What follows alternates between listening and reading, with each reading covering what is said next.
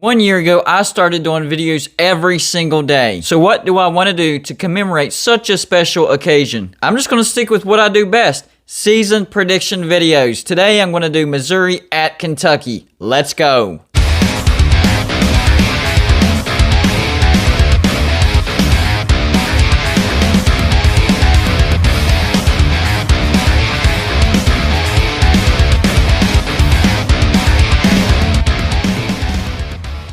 Hey, what's going on, everybody? It's me again, Golden Blue Dude. If you haven't already, go ahead and hit that like and subscribe button. I do college football videos every single day. And 1 year ago, today is when I started doing my videos every single day. My channel will hit 2 years old in September. And last year at this time, I was kind of struggling, barely at 200 subscribers. So I decided to switch things up and do videos every single day. And it has paid off big time. Thanks to you guys, not me, you. So in 1 year, we went from 200 subscribers to over 1,300 subscribers. You guys have responded way more than I ever thought possible. So I want to thank each and every one of my subscribers. You guys have made this possible. I really appreciate it. There is one little thing that I wanted to do for my subscribers in celebration of this day. I have 100 of these available absolutely free. All you have to do is send your address to my email at refssuk@gmail.com. refssuk@gmail.com. I'll put my email in the description of this video. Some of you have already sent me your address, and I promise you, they are on the way. Don't forget to check out my friends at Tri-State Wood Sketch. All you have to do is send him a picture, and he'll turn it into a beautiful piece of art on wood. Check out his website at www.tristatewoodsketch.com. Tell him Golden Blue Dude sent you, and you'll get 20% off. Today's predictions are teams 33 and 34. I'm talking about Missouri at Kentucky, two SEC teams. I've already done my SEC East predictions, so you already know that I think Florida will fall down the pecking order in the SEC East this year, and I think it'll be a battle between Kentucky and Missouri for that second spot right behind Georgia. First up, we're going to start off with Missouri. Last year, they finished 5-5, third in the SEC East. Their preseason ranking is 34th. That's not bad. Head coach Elia Drinkwitz is already recruiting at a high level at Missouri. Even with more games than last year, 2021's schedule might be easier than last year's. I think Missouri's offense will take a step forward in 2021. One thing's for sure, the offensive line will not be a question mark this year like it was last year. We have a great quarterback battle going on in Missouri right now. The first quarterback in this battle is Connor Bazelak. Last year, he was 218 for 324, 67.3%, threw for 2,366 yards, 7 touchdowns, and 6 interceptions. The other quarterback in this battle, quarterback Brady Cook. Last year, 6 for 7, 85.7%, 72 yards, and 1 interception. No touchdowns. By the way, guys, as usual, there are some tricky names in both of these rosters, so I probably will mispronounce some names. I think Missouri's running game is going to be amazing this year. I think in spite of losing their leading rusher, Missouri's still going to have a really good run game this year. Starting with running back Tyler Beatty. 48 carries for 242 yards, 5 yards a carry, and 4 touchdowns. And then running back Elijah Young. 10 carries for 78 yards, 7.8 yards a carry. Whoever wins the quarterback battle is going to have a lot of weapons to work with. Starting with the tight end. Tight end Nico Hay. 14 receptions for 130 yards and 2 touchdowns. Now the wide receiving core. Wide receiver Toski Dove. 30 receptions for 300 yards and 2 touchdowns. Wide receiver Kiki Chisholm. 35 receptions for 458 yards and 1 touchdown. Wide receiver Barrett Bannister. 27 receptions for 252 yards. In the incoming 4-star recruit, wide receiver J.J. Hester. He's 6'3", 181 pounds. Wide receiver Chance Looper. 1 reception for 69 yards. And then also another incoming 4-star recruit, wide receiver Dominic Lovett. He's 5'10", 175 pounds. I think the offense is going to be dynamic. I think it's going to take a step forward this year. I do think Missouri's offense will allow them to compete for that second spot in the SEC East. Now let's talk about Missouri's defense. Depth will be much, much better this year. That was the main issue that caused Missouri to fade towards the end of last year, their lack of depth. They do have one key loss on the defensive side of the ball, and that's linebacker Nick Bolton. But Missouri's still going to have a great front seven this year, starting with the defensive line. Defensive end Isaiah McGuire. Last year, he had 18 tackles, 8 by himself, 3 sacks, 1 forced fumble. Defensive tackle Kobe Whiteside. 12 tackles, 7 by himself. Defensive tackle Kyle Byers. 15 tackles, 5 by himself, 1 pass deflection. Defensive tackle Darius Robinson. 12 tackles, 6 by himself, 1 sack. Now the linebacking core is going to be pretty good. Linebacker Trajan Jeffcoat. 23 tackles, 17 by himself, 6 sacks, 1 forced fumble. Linebacker Chad Bailey. 11 tackles, 6 by himself. Then the beast, linebacker Devin Nicholson. 82 tackles, 41 by himself, 1.5 sacks, 2 forced fumbles, and 1 interception. I think Missouri will have a solid pass rush with their front seven. Last year, Missouri's secondary was very young and untested. They should be much improved with another year under their belt. And they're adding a proven transfer. Starting Starting with their cornerbacks. Cornerback Caleb Evans, the Tulsa transfer. 29 tackles, 24 by himself, 1 sack, 1 forced fumble, and 3 pass deflections. Cornerback Ennis Rakestraw. 24 tackles, 18 by himself, 1 sack, 6 pass deflections. Safety Jelini Williams. 14 tackles, 5 by himself, 3 pass deflections. Free safety Mason Pack. 6 tackles, 3 by himself. Strong safety Martez Manuel. 64 tackles, 41 by himself, 2.5 sacks, 1 forced fumble, and 5 pass deflections. Now last year, Missouri showed flashes of being really good with wins over LSU and Arkansas.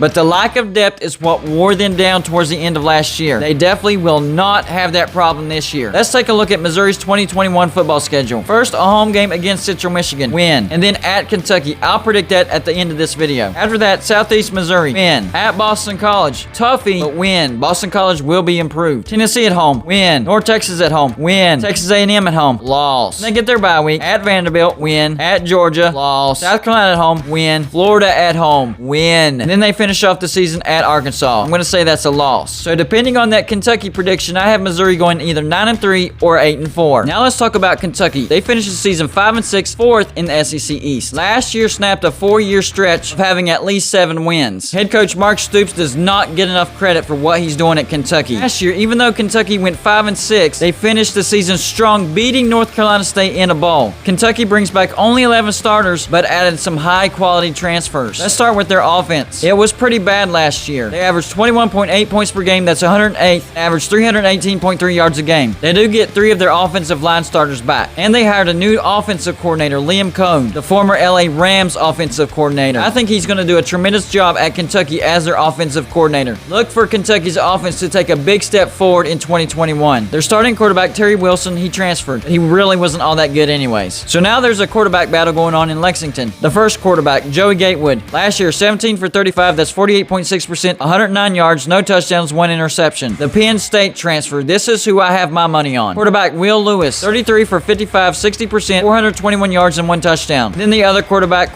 Bo Allen, 3 for 7, 42.9%, and 40 yards. Kentucky's going to have a solid running game this year, starting with running back Chris Rodriguez Jr., 119 carries for 785 yards, that's 6.6 yards a carry, and 11 touchdowns. Running back Kavozie Smoke, 47 carries for 229 yards, 4.9 yards a carry, and 1 touchdown. Kentucky's going to have a lot of playmakers to catch the ball, starting with their tight ends. Tight end Justin Rigg, last year he had 12 receptions for 145 yards, 1 touchdown. Tight end Keaton Upshaw, 16 receptions for 198 yards and 3 touchdowns. The incoming 3-star recruit, wide receiver Isaiah Cummings, he's 6'3", 212 pounds. The Nebraska transfer, this is a big deal. Wide receiver Wandale Robinson, 51 receptions for 461 yards and 1 touchdown. He was Nebraska's leading receiver last year. Wide receiver Josh Ali, 54 receptions for 473 yards, 1 touchdown. Incoming 3-star recruit, wide receiver Ernest Sanders IV, he's 6 foot even, 190 pounds. Wide receiver Michael Drennan II, 3 receptions for 26 yards. Incoming 3-star recruit, wide receiver Tay Crooms, he's 6'2", 180 pounds. Wide receiver Allen Daly, 14 receptions for 139 yards and 1 touchdown. And then wide receiver Isaiah Epps, 8 receptions for 63 yards. I think Kentucky will be the strongest on the offensive side of the ball, but I think the defense will be fine. Last year, the defense allowed 25.9 points per game, that's 45th, that's not bad, and allowed 380.7 yards a game, pretty good. Here's a look at their front 7, starting with the defensive line. Defensive end Isaiah Gibson, last year he had 5 tackles, 3 by himself. Defensive tackle Arquan McCall, 22 tackles, 9 by himself, and a half a sack. Defensive tackle Josh Paschal, 32 tackles, 16 by himself, 1 sack, and 1 interception. And defensive end Jordan Wright, 45 tackles, 24 by himself, 3.5 sacks, 1 interception, which he returned for a touchdown, and 4 pass deflections. Now their linebacking core. Linebacker DeAndre Square, 60 tackles, 20 by himself, and 1 pass deflection. Linebacker Marquez Bembry, 27 tackles, 18 by himself. Linebacker J.J. Weaver, 33 tackles, 21 by himself, half a sack, and 1 pass deflection. For Kentucky's secondary, they did lose their 2 starting cornerbacks. Really, they were just okay. This year's secondary has plenty of depth. They added some quality transfers. Start with their cornerbacks. Cornerback Carrington Valentine, 9 tackles, 6 by himself, 1 forced fumble, and 1 pass deflection. Cornerback Cedric Dort Jr., 10 tackles, 9 by himself, 2 pass deflection. Nickelback Devontae Robinson, 27 tackles, 19 by himself. Free safety Yusuf Corker, 77 tackles, 38 by himself, 1 sack, 1 forced fumble, 2 interceptions, and 2 pass deflections. Strong safety Tyrell Ajane, 48 tackles, 28 by himself, 1 forced fumble, 1 interception, and 1 pass deflection. I think a much easier schedule with depth not being an issue this year. Kentucky is poised to take a huge step forward in 2021. A 10-win season isn't completely out of the question for Kentucky. Let's take a look at Kentucky's 2021 football schedule. First, they get UL Monroe at home. Win. Then a home game against Missouri. I'll predict that here in just a minute. A home game against Chattanooga. Win. At South Carolina, win. They get Florida at home, win. LSU at home, I'm going to say that's a loss. At Georgia, loss. Then they get their bye week. At Mississippi State, win. Tennessee at home, win. At Vanderbilt, win. New Mexico State at home, win. And then at Louisville, I'm going to say that's a win as well. So depending on that Missouri prediction, I have Kentucky going either 9-3 or 10-2. Now time for the game prediction itself. This is going to be one of the better games of the year as far as the SEC goes. I think these two teams are evenly matched. Both are having quarterback battles. I think both are going to take a step forward in 2021, and I think both will finish ahead of Florida in 2021. I think the tiebreaker is this game being in Lexington, so I'm going to take the home team. I think Kentucky beats Missouri 31-27 in a very close game. I think this game could come down to the last play, but home field advantage will be on the side of Kentucky, and Kentucky will prevail. I think both teams are going to try to shorten the game, grind some clock, because they're both going to have an excellent running game, and we'll see how much progress each team's passing game progresses in 2021. So that means for Missouri, I have them going 8-4, finishing third in the SEC East. That's definitely a step forward in 2021. So for Kentucky, that means I have them going 10-2, finishing second in the SEC East. Yeah, I think Kentucky is going to surprise some teams this year. That's all I got for you for this show. Like and subscribe if you haven't already,